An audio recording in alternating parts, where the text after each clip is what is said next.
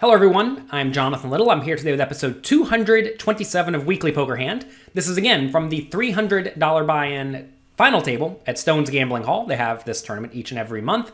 We are well within the money, and right now the chip stacks are set up to be kind of interesting.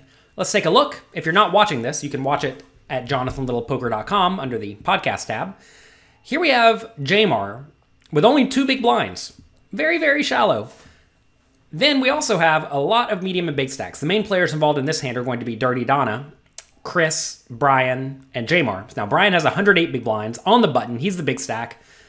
We have Chris with 66 big blinds. He's going to be in the cutoff. We have Dirty Donna in the hijack seat with 64 big blinds. So Dirty Donna has the worst position of the 3.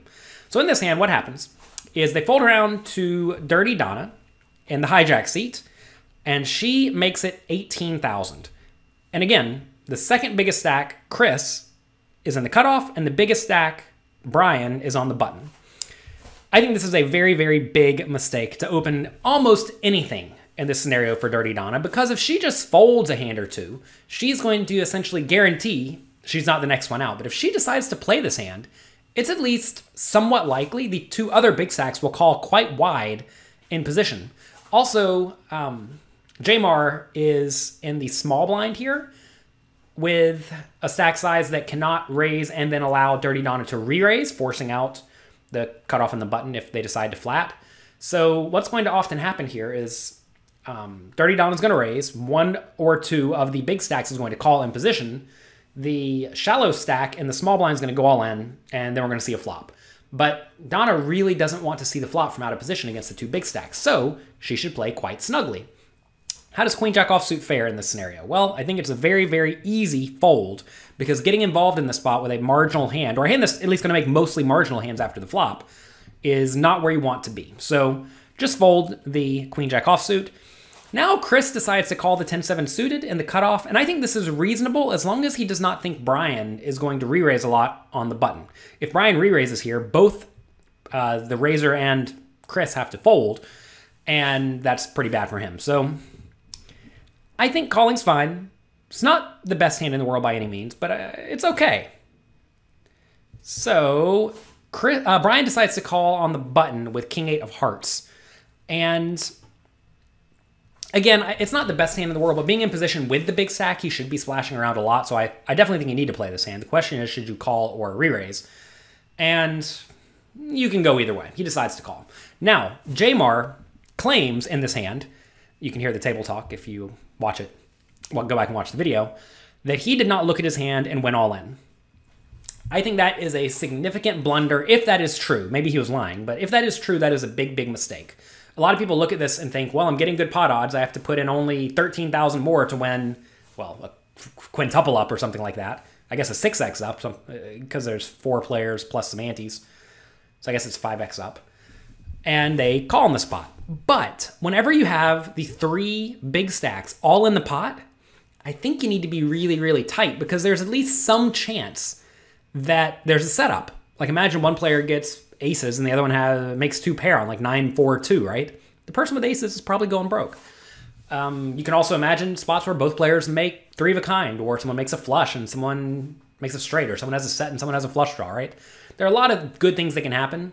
And also, interestingly enough, this is a tournament where the big blind pays the ante. And normally that doesn't matter much at all, because it just saves a lot of time. But whenever you are a very tiny stack, you don't have to put in any more chips until you are the big blind, which means you can kind of hang out for 4 or 5 hands and just hope to get something to go with. So Jack 9 is what he ends up having. And if he had Jack 9 here, it's probably close, because Jack 9 is at least a reasonable hand. But if you had 7-2 offsuit, you should certainly fold. And putting it in blind would be a very, very big blunder. Jack 9 offsuit's probably fine to play, though. So anyway, he puts a stack in. And now the big blind with Queen 5 offsuit calls 2. I think this is definitely a fold from Queen 5 offsuit. A lot of people have started to think that I'm in the big blind, I'm getting great pot odds, I should call with almost anything. The problem, though, is that hands like a big card and a little card are going to drastically under-realize their equity. Meaning, let's say the flop comes Jack 9-5. Well, Queen 5 needs to check fold. Say it comes Queen 7-2, and you check, as you should with your top pair no kicker. Someone bets and someone calls, or someone bets and someone raises. you probably need to fold, right? Imagine someone bets and you call. You're not loving it. So essentially you're playing a hand that is very rarely going to love it. And then there are some disasters where it comes queen, queen, 3, where, you know, queen 5 is certainly good, and you see here Dirty Donna has him dominated, right? So this is definitely a fold from big card plus little card in this scenario. Those are hands you should typically fold as it gets more and more multi-way, again, because you're going to really under-realize your equity. But he calls. We see it 5 ways, and Jack-9 offsuit is all in. Flop comes Jack 9. If you know you're going to flop a full house with Jack-9 offsuit, you should definitely put it in. More importantly, though, we have Donna with 3 jacks, and we have Chris with King 8 of hearts. So he has a flush draw on Jack 9, 2 hearts. So let's take a look at the action. They check around to Donna, who should definitely bet. This is a scenario where it's very easy for your opponents to have lots and lots of draws, like gut shots, open-ended straight draws, flush draws, etc., or just a 9 that will pay you. Pot's 97,000. Let's see how many she bets. Notice here Chris folds a gut shot, which is great for Donna because that's a hand that just has some equity. Donna bets 75,000 into 95,000. Out of her, I think she had 415,000. I'm sorry, she had 500,000. I guess that's a fine bet. And on boards like this, you do typically want to use a bigger bet size if you are going to bet. And given this is a multi-way pot, you don't want to bet very often. So I suppose this is a fine bet size. Now it gets around to Brian, and he goes... Actually, he's thinking. Brian went all in for all of his chips. Okay, remember, Brian was the big stack. In this scenario, when Donna bets big on the flop, what does her range look like? It's probably going to be a lot of very good draws and jacks. Maybe some 9s. The problem is if she has a 9, she's just going to fold. And if she has a draw, she's probably only going to call it off with ace 10 of hearts exactly. Maybe queen 10 of hearts. And, you know, you're in fine shape against those, but that's only 2 combinations of hands. She can't have 10 8 of hearts, worth noting, because Brian has the 8 of hearts in his hand. So I think Brian, in this scenario, given the fact that Dirty Donna should be quite snug betting this flop, should probably just call with his king 8 of hearts. Normally, you do want to be jamming your best made hands and your draws, but in this exact scenario, you have to be very careful. One benefit he has is that if he jams here and Dirty Donna does call, Brian still has a decent amount of chips, right? He'll be left with about 40 big blinds. But I think you're going to find that when you see a very multi-way flop, as we did here, and there are many just stone nut hands that are never folding, like a jack is just never folding here, you have to be very careful jamming your draws. It's a little bit different than if the board came something like Jack 9 4, because then maybe Dirty Donna folds out Queen Jack on Jack 9 4 when she bets and then gets jammed on for a large amount. But in this scenario, clearly Dirty Donna's never going to fold a jack. I hope she doesn't fold a jack. I haven't watched this hand through. But I think that you have to be very, very cautious in the spot in Brian's shoes. I definitely think he should be jamming some draws. I think that's a reasonable thing to do. But I think King 8 of hearts is probably going to play well enough just by calling, even though he is facing a big bet. So he does jam for all the money. Dirty Donna looks like she beat him in the pot, so we don't even get to see her call in the video. She called no problem. And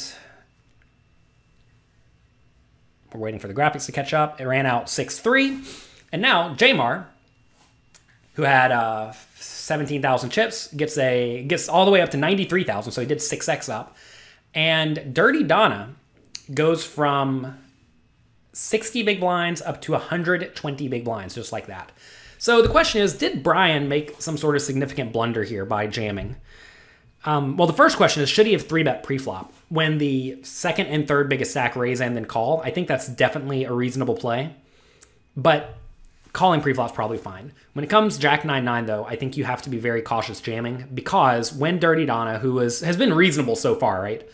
We're about 30 minutes into this final table. She's done nothing absurd. When she bets big on this flop, her range is going to be hands that are going to fold to the shove, that, okay, maybe Queen 10 and stuff like that.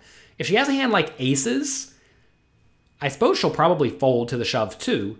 But if she's raising stuff like Queen Jack offsuit, and presumably king jack offsuit, and ace jack offsuit, and jack 10 offsuit, and jack 9 suited, there are a lot of jacks in our range that are just never, ever, ever folding. And for that reason, I think you need to flat the king 8 suited. So, tough spot for Brian. He did not get there, and it's always brutal when you start the final table with a lot of chips. You chip up a little bit, and then you're pushing kind of hard, and it fails. But the times you're going to find that pushing really hard fails frequently is when it's very, very multi-way, and that's what we were looking at here. So that's going to be it for this episode of Weekly Poker Hand. Thanks again to Stones Gambling Hall for letting me use the footage. You can check them out on Twitter at Stones Gambling. They have lots and lots and lots of streams, cash games, tournaments, etc. And it's a great place to play if you're ever in the area. Good luck in your games. I'll see you next week.